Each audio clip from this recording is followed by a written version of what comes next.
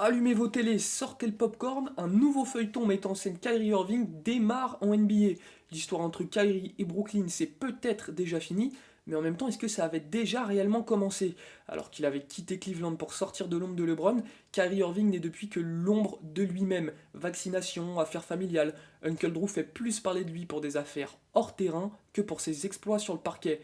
Alors qu'il n'a disputé que la moitié des matchs depuis son arrivée à Brooklyn, Kyrie et sa franchise n'arriveraient pas à s'entendre sur une potentielle extension de contrat, alors c'est le monde à l'envers. Et croyez-moi, quand on commence à parler de physique avec Kyrie Irving, c'est jamais bon signe. Kyrie et les Nets arriveront-ils à s'entendre? Comment va réagir KD, qui a déjà perdu James Harden en février? La réponse tout de suite dans le carton, votre podcast basket préféré.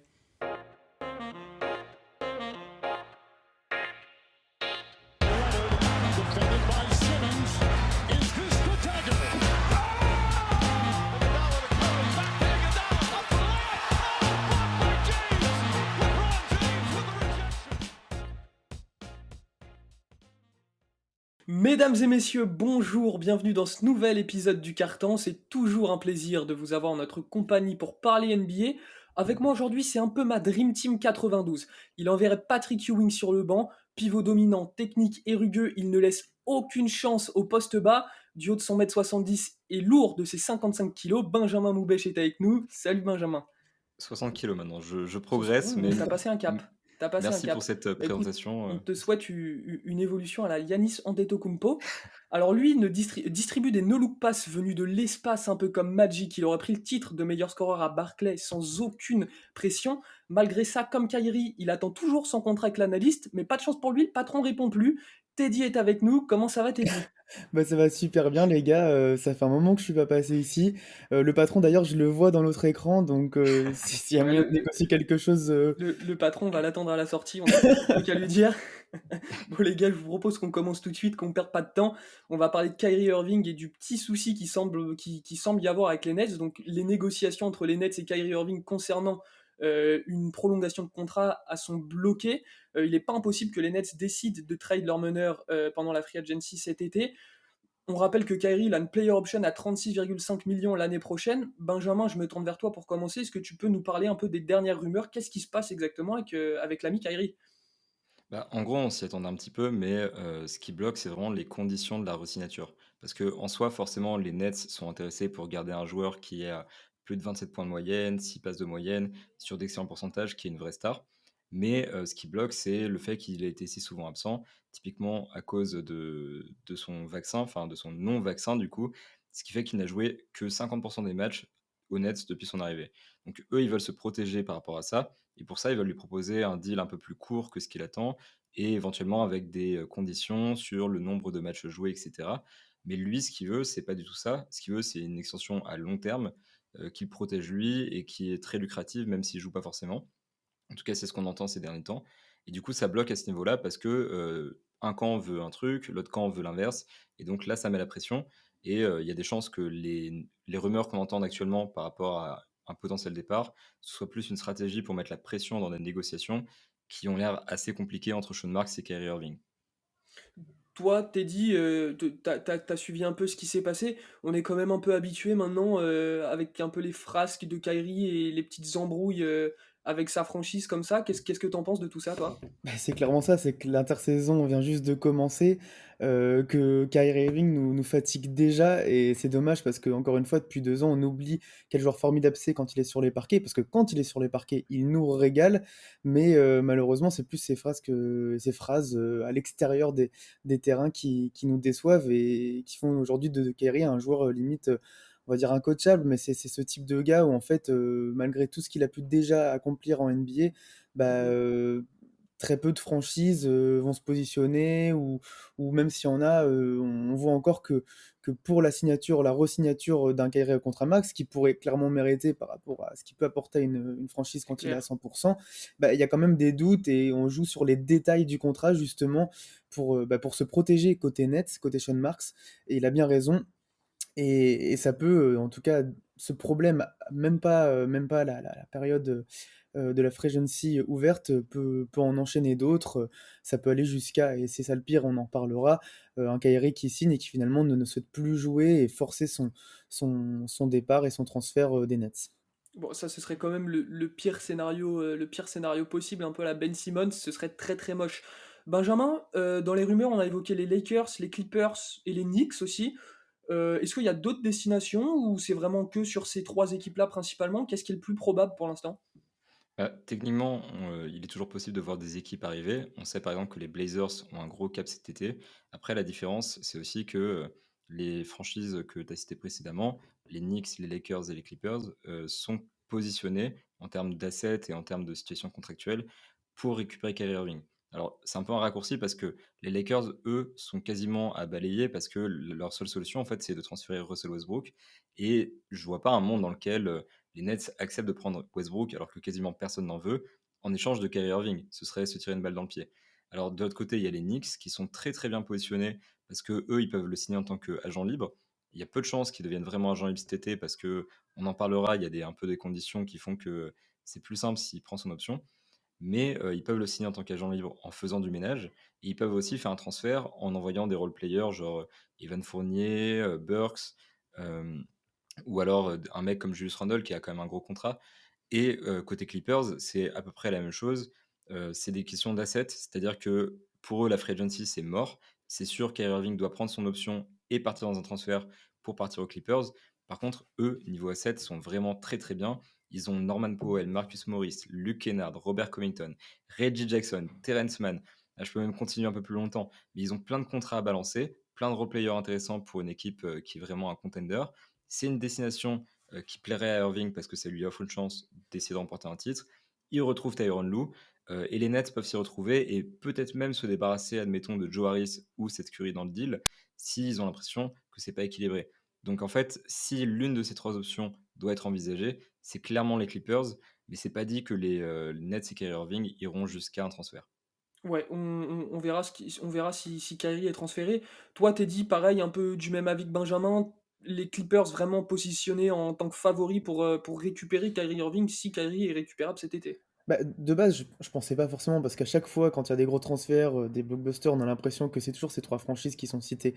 Mais pour le coup, effectivement, comme Ben l'a évoqué, avec tous ces joueurs en fait, à 10 millions l'année et cetera, très facilement, transférables, pour ce genre de justement gros transferts, si en tout cas ça part entre un transfert entre 2 franchises, bah, plutôt oui, les Clippers, seraient favoris parce qu'on est aussi dans une philosophie de win now avec le retour de Kawhi et Paul George évidemment.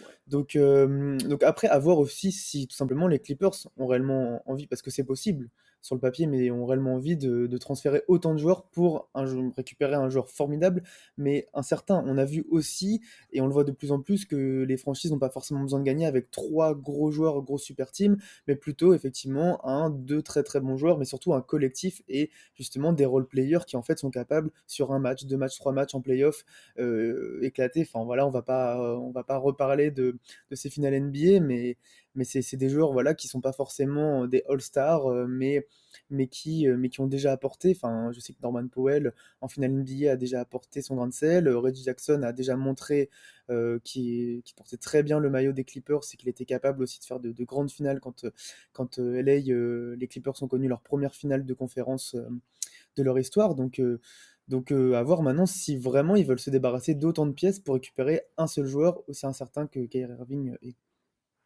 Oui, c'est surtout qu'en plus, bah, la tendance actuelle, elle est peut-être pas très favorable aux super teams en fait. On voit que là, avec les Warriors, enfin, c'est quand même des équipes qui sont très bien construites autour deux stars avec des très bons role-players autour, comme vous l'avez dit, les gars. À voir si les Clippers prendront ce risque, puisque ce serait un risque quand même si tu récupères un joueur aussi fort que Kyrie Irving, tu bazardes quand même la moitié de ton effectif. On en a parlé aussi, il y a l'autre franchise de Los Angeles qui est dans les rumeurs. C'est peut-être un peu fantaisiste, mais si Kyrie signe chez les Lakers, ça voudrait quand même dire retrouvailles entre LeBron James et Kyrie Irving. Et Benjamin l'a dit tout à l'heure, si Kyrie arrive à Los Angeles, donc chez les Lakers, ça voudrait forcément dire que Westbrook ferait le chemin inverse, donc on aurait Kevin Durant et Russell Westbrook à Brooklyn. C'est très peu probable, mais les gars, ça fait saliver quand même. Ah, c'est le genre de, de transfert qu'on va voir enfin, des rumeurs qu'on va voir sur les réseaux pendant 2 semaines, 3 semaines, 4 semaines, voilà, et qui vont se faire saliver plus d'un, qui vont faire parler les plus gros talk shows basket américains, etc. Même en France, évidemment, nous les premiers. Donc oui, après, évidemment, sur le papier, qui vont aussi faire douter sur les capacités à ce que ces deux binômes réunis réussissent à faire quelque chose, surtout dans une NBA qu'on voit en mouvement avec des jeunes qui prennent le pouvoir. Et s'il y a bien des gros collectifs un peu de vétérans anciens qui sont capables de réussir, est-ce que c'est forcément des collectifs avec Kyrie et LeBron d'un côté et KD et Westbrook de l'autre? On sait toujours pas si c'est trop ambigu en fait entre ces deux duos-là, donc ouais, c'est un peu du grand n'importe quoi, mais la NBA c'est une télé-réalité, donc j'ai envie de dire tout est possible, mais j'espère et j'ai l'impression quand même qu'on se dirige vers autre chose comme scénario. Les gars, il y a un autre mec dans l'équation qu'il faut surtout pas oublier, c'est Kevin Mm. Durant, qui est bah, peut-être le joueur qui a le plus porté Brooklyn depuis son arrivée. Kyrie et ses histoires de vaccination, Kyrie jouait pas, Harden a eu des soucis de blessure, bon, même si KD a eu aussi des soucis de blessure. KD, il a déjà perdu James Harden en février. On lui a vendu une super team quand il est arrivé au Nets, un projet de fou malade. Pour l'instant, ça marche pas du tout, il faut le dire, puisque les joueurs ne jouent pas et on n'arrive pas à trouver un rythme de croisière à Brooklyn. Est-ce que, avec toutes ces rumeurs, toutes ces petites histoires, on prendrait quand même pas le risque de froisser Kevin Durant, Benjamin? Bah, forcément, il y a un risque que quelque part la situation le dérange. Maintenant, il faut aussi voir comment il se positionne par rapport à Kyrie Irving, parce qu'on sait que James Harden était mécontent par rapport à ça. Sean Marks a clairement fait entendre que ça lui posait problème, mais Kevin Durant s'est jamais trop exprimé sur la question. Il n'y a pas trop de rumeurs en fait depuis le début du feuilleton Kyrie Irving qui disent que Kevin Durant serait mécontent par rapport à son coéquipier. Donc peut-être que lui, en fait, est toujours à l'aise à l'idée de jouer avec lui. Et après, enfin, c'est ça qui est très difficile, c'est que on a du mal à lire cette situation parce qu'on ne sait pas si Kevin Durant préférerait changer de cadre et avoir un joueur peut-être plus régulier, plus présent, ou si Kevin Durant préférerait garder son homeboy, son Kyrie, qui, il faut rappeler quand même, l'a fait venir aux Nets aussi. Ils sont venus ensemble tous les deux. Le projet, c'était de gagner à deux. Donc, est-ce qu'il est prêt à abandonner ça? Personnellement, j'en suis pas sûr. Et il faut aussi voir un truc, c'est là aujourd'hui on présente Kyrie Irving comme un joueur assez instable, comme un joueur qui n'est pas toujours présent. Il a eu ses problèmes de vaccination, il a eu une blessure dans sa première saison, une blessure majeure, et d'autres blessures ensuite. Est-ce que la saison prochaine, il n'est pas en mesure de jouer les 82 matchs ou presque? Ça, peut-être que Kevin Durant le sait mieux que nous aussi parce qu'il est en dialogue avec Irving et que forcément il connaît mieux la situation. Donc il y a tellement de paramètres à prendre en compte en fait que la lecture de cette situation au net est quasi impossible. C'est très très difficile de comprendre ce qui se passe dans le front office, ce qui se passe parmi les joueurs, ce qui se passe dans la tête de Kyrie Irving.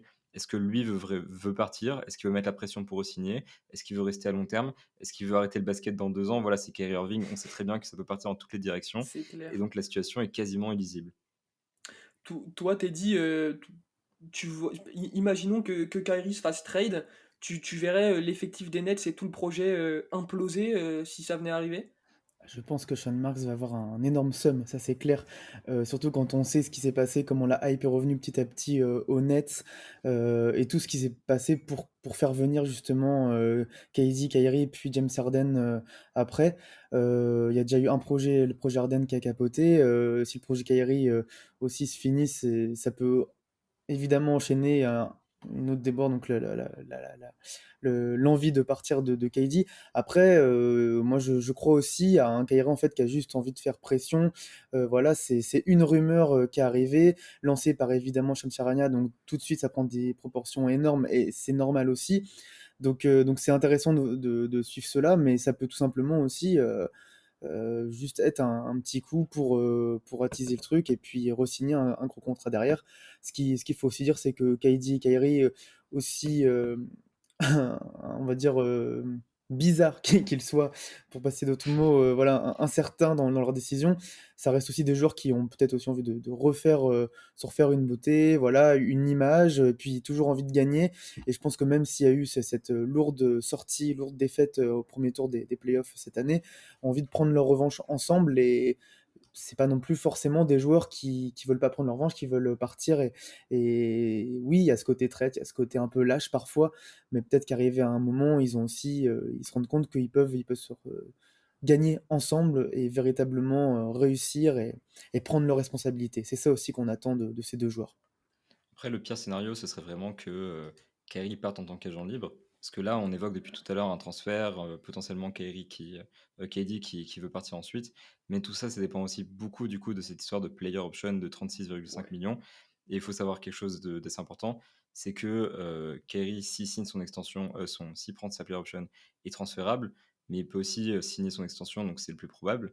Par contre, si il prend sa player option, les Nets ne peuvent pas négocier un nouveau contrat avec toutes les conditions qu'ils aimeraient mettre. Donc c'est vraiment une date à surveiller parce que d'ici le 29 juin, Kyrie peut très bien choisir d'être agent libre. Donc là, ils entrent vraiment dans le dur du sujet où les Nets sont en mesure d'imposer des conditions. Et perdre Kyrie en tant qu'agent libre, ce serait juste terrible pour eux parce qu'ils seraient en totale incapacité de récupérer un joueur du même calibre sur le marché de la free agency, même si leur équipe reste super au-delà de ça. Mais le perdre à la free agency serait juste terrible. Donc 29 juin, c'est vraiment l'échéance à surveiller pour avoir plus de vision sur ce qui se passe. Est-ce qu'on part sur un transfert? Est-ce qu'on part sur une extension? Est-ce qu'on part sur une re-signature sur d'autres termes? Ou est-ce qu'on part sur un départ sec de Kyrie Irving qui mettra à mal la franchise? Voilà, ça on le saura à ce moment-là. Bon, même si on sait jamais trop à quoi s'attendre avec ce joueur, on peut quand même s'attendre. Il se dit, le bruit qui court plutôt, c'est qu'il prenne quand même sa player option, et si transfert il y a, ce serait après avoir activé sa player option, donc on le rappelle, à 36,5 millions. Les gars, pour le mot de la fin, très simplement, est-ce qu'on y croit à ce trade? Bah, il y a plusieurs possibilités. Moi, je crois, voilà, ce que tu as dit, hein, ça va re-signer, puis à voir aussi ce que les Nets peuvent refaire. Voilà, ils vont pas du tout, c'est pas le genre d'équipe à repartir avec les mêmes pièces l'année prochaine et ça repart au combat. Il y aura des changements. Voilà, l'intersaison va débuter, donc moi, je crois surtout à ce qu'il va re-signer sa player option, et puis on verra par la suite avec les autres discussions, d'autres bruits qui courent. On n'est pas à l'abri de ça c'est clair. Moi, ma lecture, c'est plutôt qu'il va rester, effectivement, parce que je pense que c'est plutôt une stratégie pour mettre la pression sur les re-signatures, et ça me semblerait un peu trop étrange que les deux se séparent, encore plus qu'ils arrivent à monter un transfert autour de ça, et même si c'est Kyrie Irving, qui devienne agent libre et qui prenne un maximum de risques sur ce marché-là, ça me semble assez inenvisageable. Moi, je pars plutôt sur une re-signature ou une extension, mais maintenant, c'est Kyrie Irving, joueur imprévisible, c'est la NBA. J'ai dit que James Harden ne bougerait pas à la deadline, donc tout peut Oui, arriver. on n'a pas été très bon Très fin, sur le trade très de James fin. Harden. Il faut le reconnaître, on n'a pas été très bon. Bon, en tout cas, on va évidemment suivre ça avec attention. Je trouve que c'est un peu dommage que Kyrie se retrouve encore au milieu d'histoires, j'allais dire extra-sportif, mais c'est pas extra-sportif parce que c'est contractuel, mais que ce soit pas sur du parquet. Parce que quand Kyrie Irving est sur le parquet, faut quand même le dire, c'est assez magique, c'est un joueur exceptionnel. Et puis pour finir, un petit mot sur KD. Faisons attention, les Warriors ont gagné. On sait très bien ce que KD est capable de faire quand les Warriors sont champions. Ah non, il a osé. J'ai osé, voilà. Voilà. Lamb lost it. Has to fire.